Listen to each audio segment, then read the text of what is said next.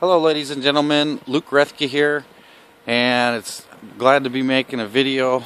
It's been way too long, and hopefully it's never even close to that long again, but I'll do my best. I had to kind of take a break and do whatever I had to put food on the table, and it's kind of worked out well, so I thought I'd tell you the story about where I've been the last year and a half. Now this is basically how I made $2,000, turned it into $50,000 in a year, depending on kind of the definition. I mean, it took me a little prep work beforehand, but once I actually started doing it, it took a year. This is not a get rich quick scheme or a paper investment that you can just sit back and collect the cash. This is actually going to be a lot of hard work, and so if you're afraid of hard work, you might as well just click off the video right now and go watch something else. So anyway, if you don't have any cash up front, there's still different opportunities around to make a little bit better and try to do well for yourself, and just kind of like the next rung of the ladder, and then the next rung, and the next rung. It's getting a little tougher to just have a fair opportunity handed to us these days for whatever reason. It seems like the only way I can ever be really comfortable is to basically have my own thing going, set my own schedule, just be truly in charge of my own life. And so that's what I was after, and I ended up being a contractor with a large satellite company. I'm not going to give any free advertising here, but we'll just say for argument's sake it was the Big D Dictatorship TV, and you could probably figure out the rest. So I had to kind of get a certification and get some insurance and have a work vehicle and some tools, but I had absolutely no prior experience whatsoever, and I literally did make just under $50,000 the first year, and kind of had to take a break. It was getting real stressful, and I mean, somebody that can live more comfortably than me and have that end figured out, situated better, would be a lot better off. The two guys that I've trained, they jumped in a lot quicker and got going, and they're happy with it. And nothing's ever perfect. It was stressful, and I had to kind of make some sacrifices, but I had to do what I had to do and dig myself out of a little hole, because I kind of started to realize if we're at zero these days, we're not even. You gotta have a place to live, you gotta most likely have a vehicle to drive and all that, and I could get into all that, but this here,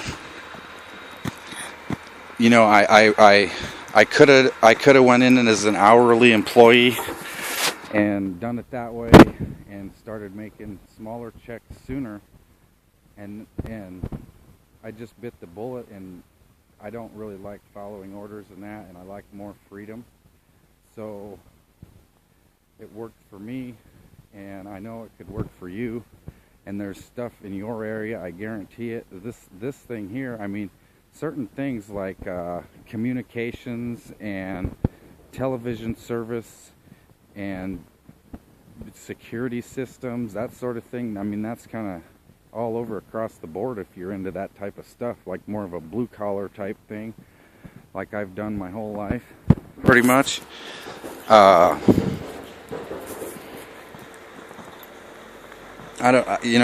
haven't really thought about exactly what I was going to say in here. I kind of just wanted to get a video going and shoot it from the location I'm at, just kind of show some friends of mine where I'm at, and also talk about this a little bit.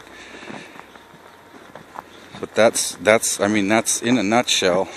You know, if you nothing's going to be handed to anyone. And I hear one side of it is the employers are saying, well, we can't find help, we can't find help.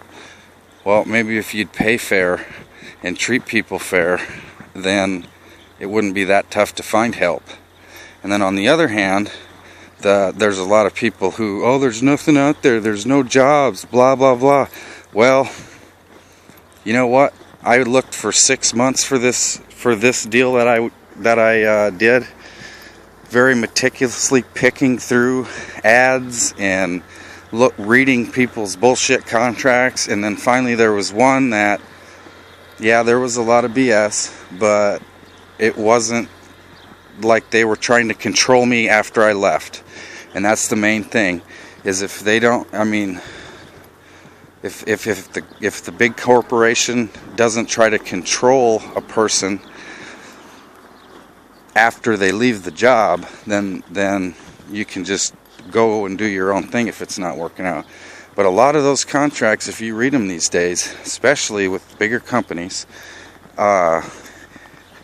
you have to, I think those are raccoon tracks down there. Not too sure though.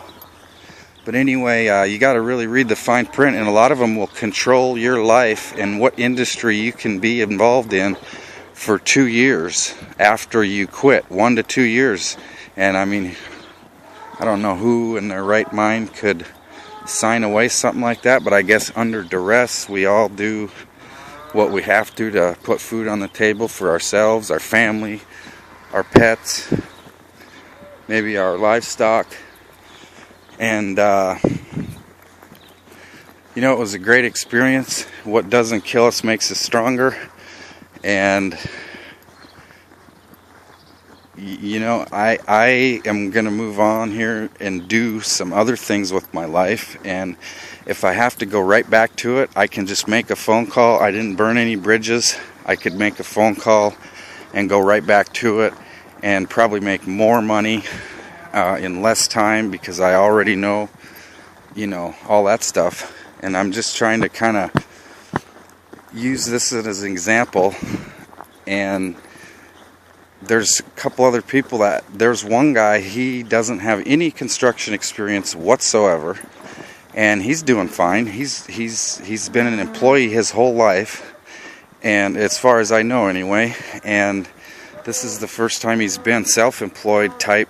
I mean, it's sort of a blend, because the company has been sued and lost a few times in court, and one of the times was for treating contractors like employees. And I mean, obviously nothing's changed around there, just for reasons I could get into. But anyway, so an employee going to that situation is already used to having their lives micromanaged and this and that. And so the other person I trained, he's been self-employed and he's got a different mindset, but he's never really made a fair wage, basically. He's always just slaved away and been tired and broke at the end of the day. And he's usually the one that's pulling the slack for the rest of the people, waiting to get the raise, and then it just never happens. Because a raise and a promotion is two different things. When they give you a raise and then change your job description, that's not a raise. That's a promotion, and you're going to add more stress to your life. And so it's more of a matter of mindset these days. It's like, you know, it's tough.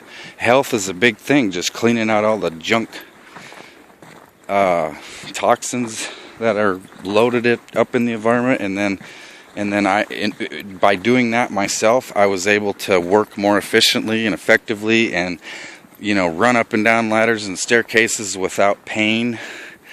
But then when it got to be 60, 70, who knows, 80 hours a week, and it just spiraled out of control. And my plan was to take the winter off, recuperate a little bit, and do it again next year. But I think I've got some better plans than that.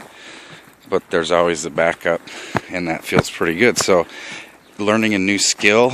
Oh, and another thing that was really great, video's getting kind of long, but if you're tuned in, I'm sure you're interested in this. And if you're not, then anyway. So it's kind of hard to do this video when it's so beautiful around here and think about what I'm trying to say, rambling on and whatnot. But this is one of my brother's operations here, and he does custom cattle feeding. All different kinds of cattle. Oh, better go see the babies. Bunch of babies in this one barn.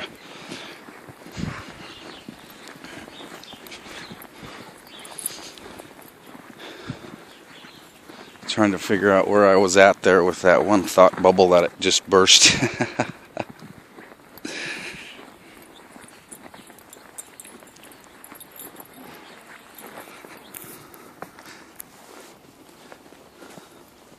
A lot of changes happening in the world, and I definitely want to be a part of the positive changes. And like Einstein said, I don't know verbatim what he said, but basically it was the world will not be destroyed.